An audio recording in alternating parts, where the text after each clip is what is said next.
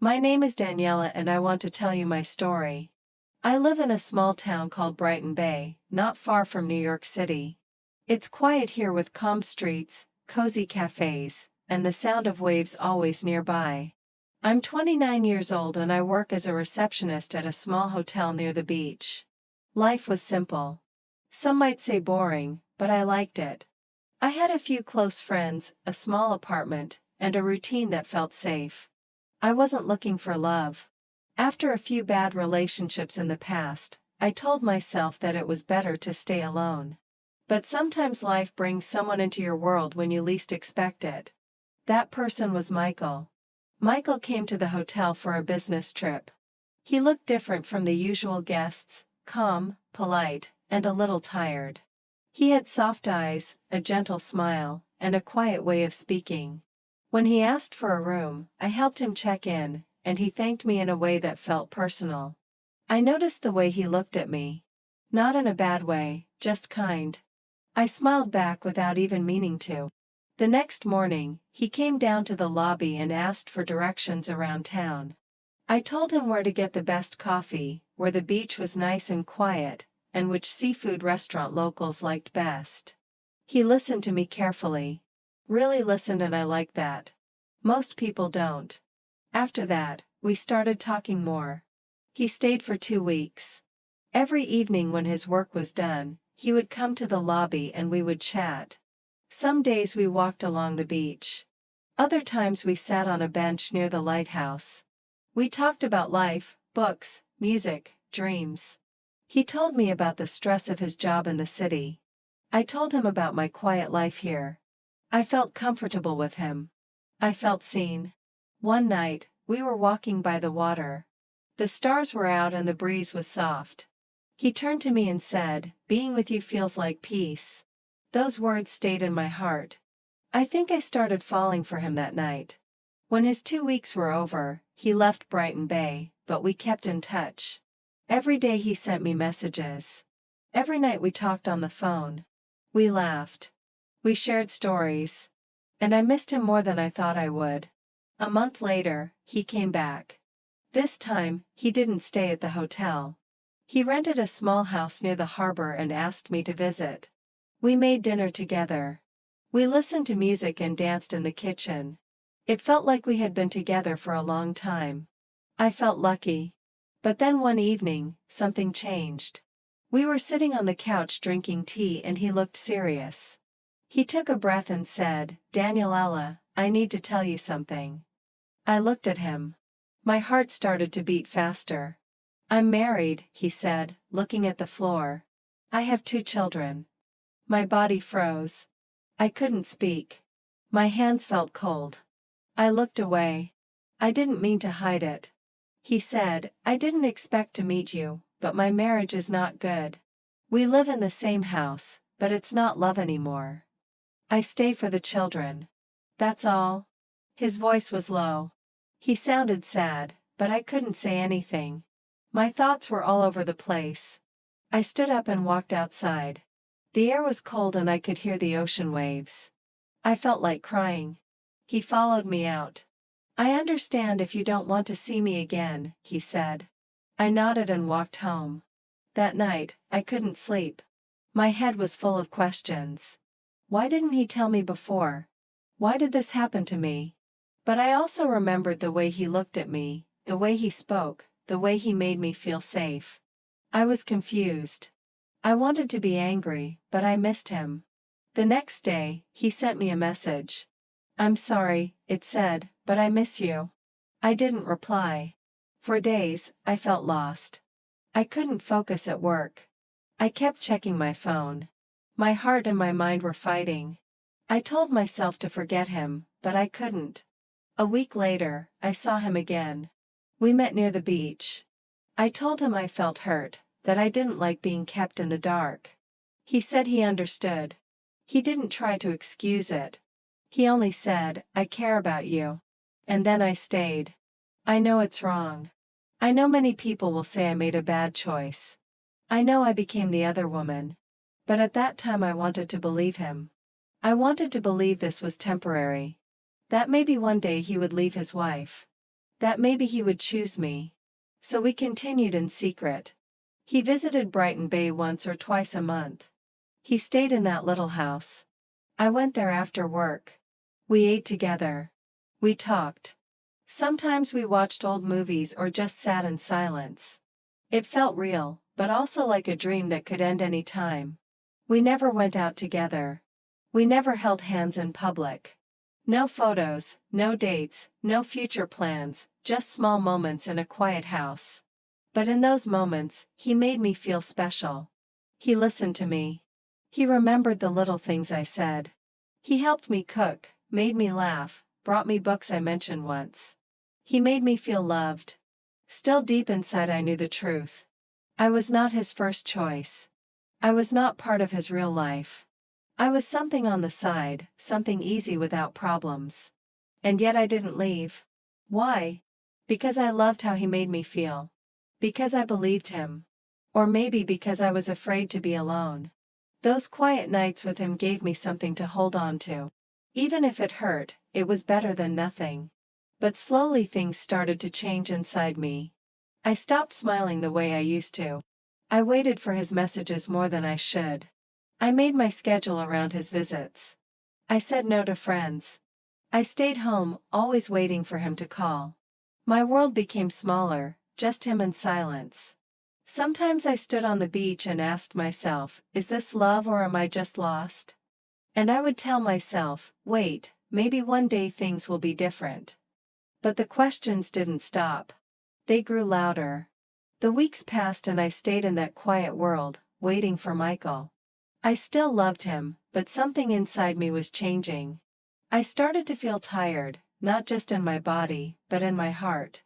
I was always waiting, waiting for a message, waiting for a visit, waiting for love that was only mine for a few hours at a time. Sometimes he came for a weekend. We stayed in the little house near the harbor. We talked, cooked, and held each other.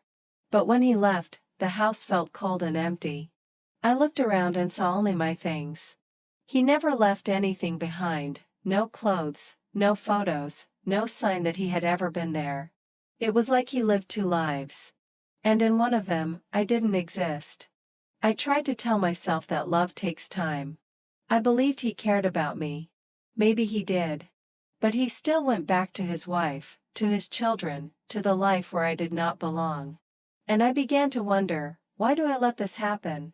One night after he left, I sat by the window and watched the rain fall. I asked myself, what am I doing with my life? I loved someone who could not give me a full heart. I was always second. I had dreams, too. A home, a child, a man who would choose me every day. But instead, I had empty rooms and silent nights. I started to feel that I deserved more. But I was scared. I didn't want to lose him. I didn't want to feel lonely. Some part of me hoped he would change. That one day he would come to me and say, I left. I'm here now, just for you. But that day never came. I spoke to my friend Nina, the only one who knew the truth. I told her how I felt, tired, sad, confused. You deserve to be first, Daniela. She said, you should be with someone who's proud to love you, someone who walks with you in the daylight, not just hides with you in the dark. Her words stayed with me. I started to notice how much I had changed. I didn't laugh like I used to. I didn't go out. I always checked my phone. I had stopped doing things I loved. Reading by the sea, walking in the park, having dinner with friends.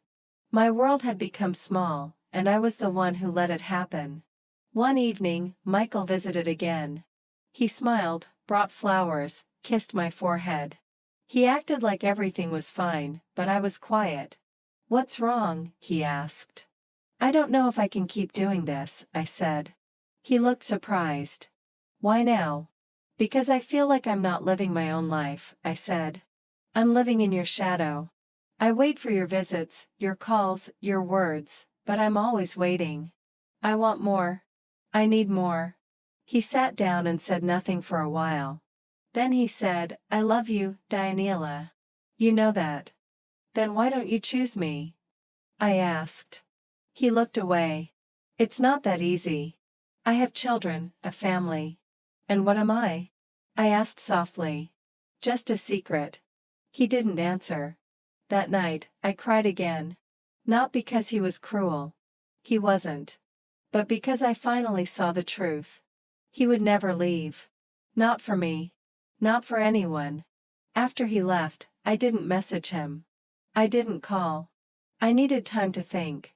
I walked by the beach every morning before work. I let the wind touch my face. I watched the waves and thought about my life. What did I want? What made me happy? Slowly, I remembered the old me. The girl who loved long walks, coffee with friends, books by the fire. I missed her. I also thought about love. What does real love look like? Not just flowers and kisses, but someone who stands with you in the open. Someone who says, "You're mine." Without fear. I didn't have that. Not with Michael. I started writing in a notebook every night. Just thoughts and feelings. It helped me understand what I wanted. And every page I filled made me a little stronger. Michael still sent messages. I miss you. I'm thinking about you. Can I see you? But I didn't answer. Not right away. I needed time. 1 week later, he showed up at my door. I was surprised, but I let him in. I needed to see you, he said. You've been quiet. I've been thinking, I told him. He sat down. About us? Yes, I said, about everything. We talked for a long time. I told him how I felt about waiting, about being second, about losing myself. I can't keep doing this. I said, I love you. Maybe I always will, but I need a real life. I want to be with someone who can give me all of their heart, not just a part. He looked sad.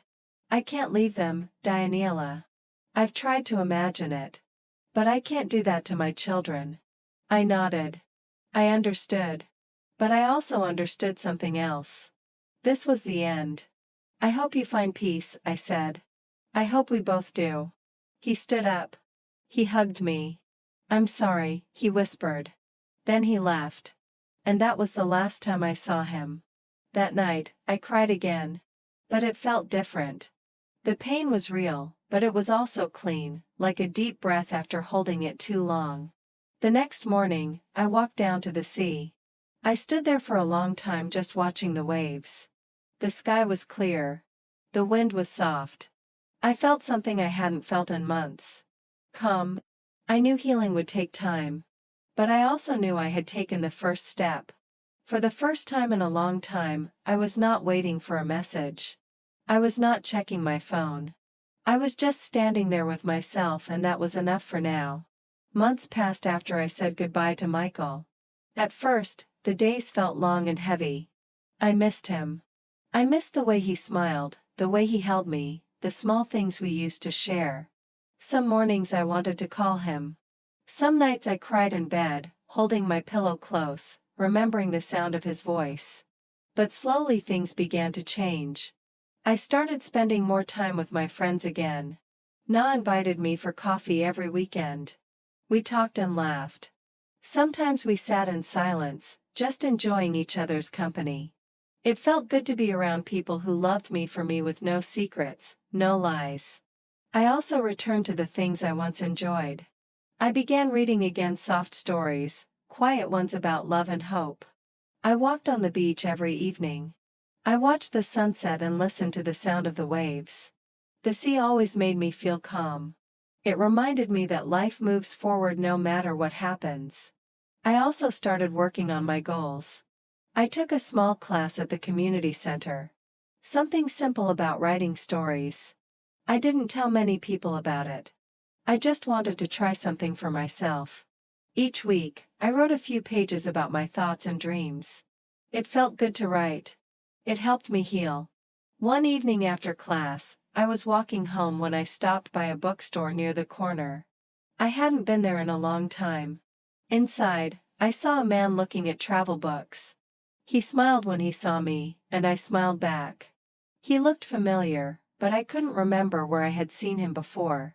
He walked over and said, "Hi, you're in the writing class, right?" I nodded.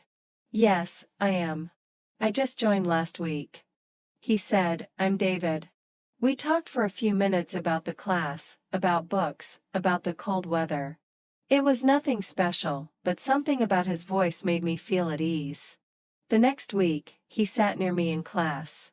After class, we walked together to the cafe across the street.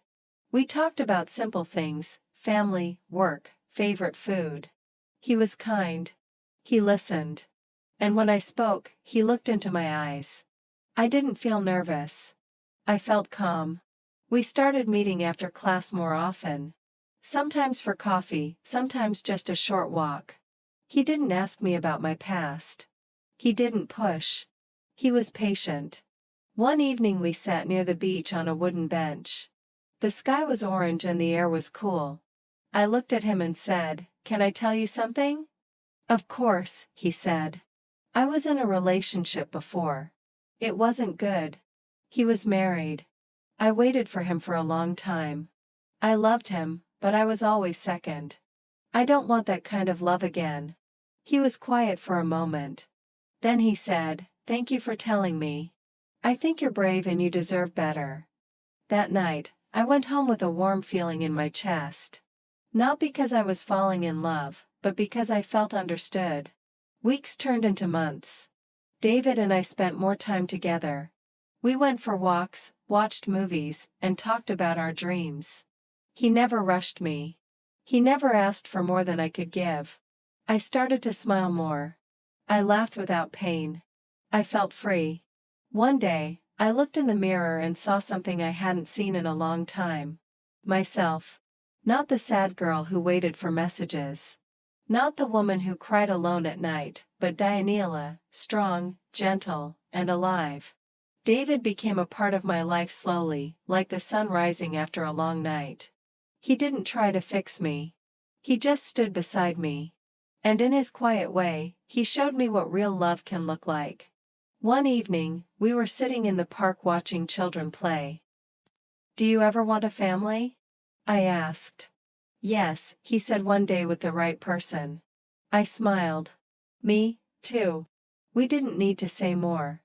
I knew now that love doesn't have to hurt. It doesn't have to be hidden or painful. Love should feel safe. It should feel like coming home. Looking back, I don't regret my past. It taught me important lessons. I learned that love without respect is not enough. That waiting for someone who cannot choose you will only bring pain. That no one else can give you peace. You have to find it inside yourself. And now I have peace. I have hope. I have love not from someone who hides me but from someone who walks beside me. If someone asked me today, was it worth it? I would say yes. Because through all the sadness, I found myself. And in finding myself, I opened the door to a new kind of love, a better one I truly deserve. Curve.